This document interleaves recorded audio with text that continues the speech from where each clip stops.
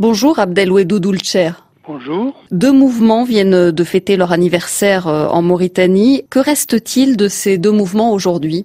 Je crois que le El Hor, en tout cas, a subi diverses évolutions qui font qu'une partie semble avoir s'être beaucoup rapprochée des autorités et une partie reste pour l'instant à l'extérieur de la sphère du gouvernement. Ils exercent une certaine influence encore. Quant aux flammes, elles ont subi aussi, je crois, le même type d'évolution avec une sorte de scission qui semble destiner une partie de ce mouvement à s'acheminer vers une forme de légalisation que les autorités lui ont d'ailleurs jusqu'à présent, semble-t-il, refusé. Et une partie de ce mouvement, je crois, continue dans sa ligne ancienne qui est une ligne, disons, de contestation et de refus d'accommodement avec les autorités sur la base d'une volonté de rétablissement des communautés noires dans à la fois leurs droits et surtout pour obtenir des réparations des exactions commises tout au long des années, notamment 89, 90, 91. Est-ce qu'on a des chiffres, des statistiques aujourd'hui sur la proportion qu'occupe la population noire sur la population totale de Mauritanie ?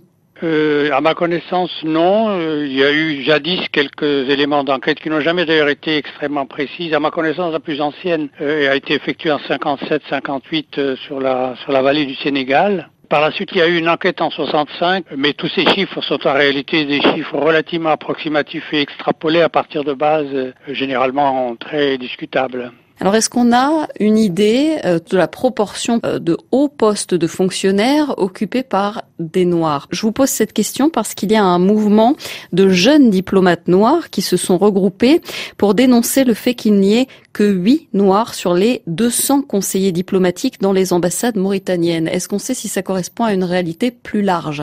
Je ne suis pas personnellement au courant des chiffres exacts que je n'ai pas relevés, mais en observant en particulier les nominations récentes, mais ça c'est un mouvement qui s'est amorcé déjà depuis les années 80 avec les autorités qui étaient au pouvoir entre 84 et 2005. On a observé à ce moment-là une descente assez forte de la présence des communautés noires dans les hautes sphères de l'appareil administratif. Et on est passé d'une sorte d'héritage informel de la colonisation qui était déjà modifié par l'hégémonie montante des groupes hassanophones, donc d'une proportion à peu près de l'ordre de 15 à 20-25% des cadres noirs dans l'appareil administratif de haut niveau, à quelque chose qui est en train de devenir quasi nul. D'après les dernières indications que j'ai vues sur les nominations, l'expatriation de beaucoup de cadres noirs mauritaniens de très haut niveau témoigne aussi de la rétraction du marché du recrutement dans l'administration et d'un travail d'exclusion qui s'est amorcé de façon très forte à partir de 1989 et des affrontements raciaux plus ou moins encadrés par les autorités de l'époque contre ces communautés. Dans une interview récente, Ibrahima Mokhtar Sarr, le président de l'Alliance pour la justice et la démocratie, mouvement pour la réconciliation, déclarait que si on ne bâtit pas une Mauritanie nouvelle d'ici 5 à 6 ans, il n'y aura plus de Noirs dans l'administration mauritanienne. Est-ce que vous pensez que c'est juste ou un petit peu exagéré ? En tout cas, le déclin est très très très net depuis les années 80, ça c'est tout à fait observable. Et je crois qu'il a continué à s'accentuer. Je ne sais pas combien de temps cela mettra, mais effectivement, au train où vont les choses, et c'est un peu lié aussi à la question de l'exclusion, sans doute de la langue française, du champ de l'enseignement progressivement.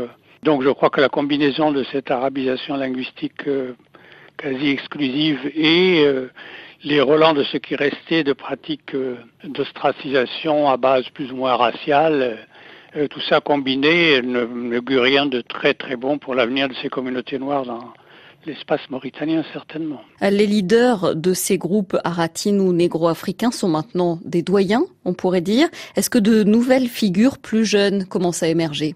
Je suis pas très au courant que de nouvelles têtes apparaissent, sauf ce mouvement qui s'appelle IRA, dont le leader n'est pas quelqu'un de très âgé, même si ce mouvement a connu aussi beaucoup de défections et de scissions. Il y a également des gens plus jeunes qui étaient associés à un mouvement qui s'appelle Touche pas à ma nationalité, qui sont en partie, je pense, principalement, qui étaient animés par le souci de rétablir la possibilité pour les communautés noires victimes de discrimination dans l'attribution des papiers d'état civil. Là aussi, je crois que sont apparus des étudiants ou des gens relativement jeunes, mais qui n'ont peut-être pas encore l'étoffe, enfin en tout cas l'envergure nationale, au moins au niveau de l'information qui me parvient, qui en face à ce stade des leaders d'importance. Mais il se peut qu'il y ait là quelque chose en gestation qui va peut-être se développer. Merci Abdelwedou Doulcher. Je vous en prie.